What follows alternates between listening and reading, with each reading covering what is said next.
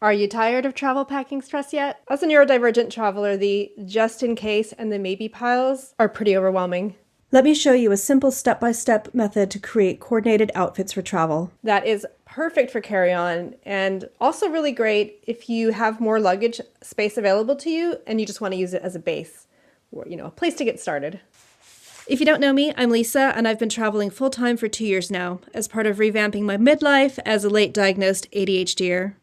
I have my notes here. Let's get started. The first step is to ask yourself, what am I packing for? In most cases, you'll know where you're going and how long you're going to be there. You can check what the weather's going to be like. But then also knowing what activities you're going to be doing is really key to figuring out what to bring.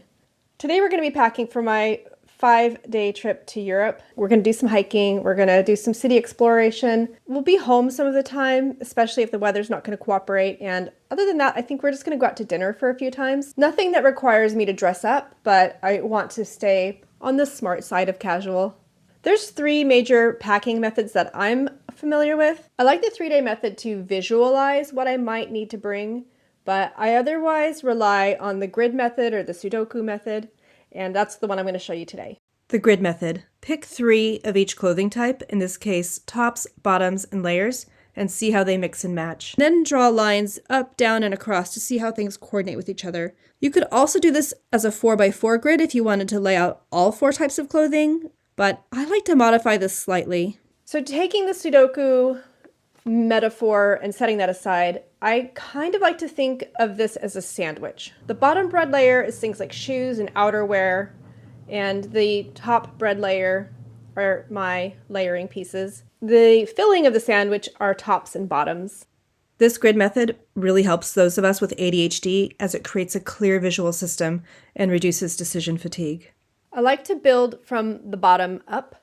So we'll do shoes and outer layers first, and then we'll build up from there. I always start with the shoes first because for me, that's the basis of the outfit. It's the thing that concerns me the most as a traveler because my feet are fussy and I like comfort. You might want to change the order, but let's stick with this order for now. What I care most about is that I have shoes I can walk in and that are possibly weatherproof. For hiking and walking, I've considered these 2 pairs of boots. And I've also got these booties, which I can wear for city exploration or for dinner.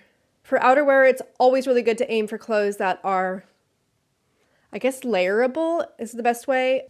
All right, we're going to start building our grid. Starting with our base, we have our shoes and our outerwear.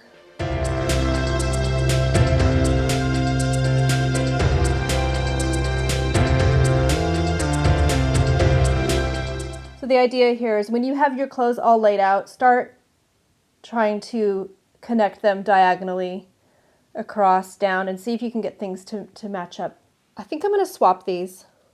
To maximize combinations, reduce the number of prints, but personally I like some variety. This goes with that, it also goes with that, and it goes with that, so that's good enough. This goes with this nicely, so it doesn't go with that top, but I think 3 out of 4 is not bad. This green layer, it goes with all of them, so that's no problem. Yeah, I mean, I probably wouldn't wear either hoodie with this top, but if I needed to, I could wear it with any of the other ones.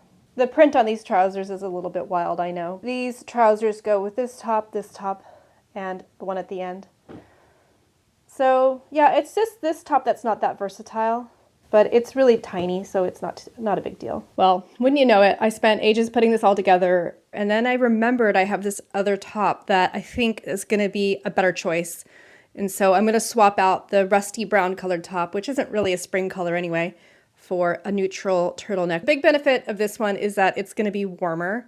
It's also a lot thinner and takes up a lot less space, and it actually weighs quite a bit less than the rusty brown one. So I'm going to swap it out. So I'm not going to change the video, but I'll just show you. So this is what it looks like now. I also realized I could probably layer this on top of that, so that makes another combination.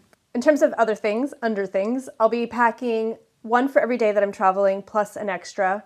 And then I'm going to wear a bra and bring a bra. I'm going to pack wool socks that if they didn't get too sweaty, they will be fine to wear 2 days. So 2 pairs of wool socks and maybe another couple pairs of socks. I'm also packing just 5 days of toiletries, which is a real treat. So as a nomad, I'm bringing everything with me that I own. I'm really excited to be bringing just really tiny amounts.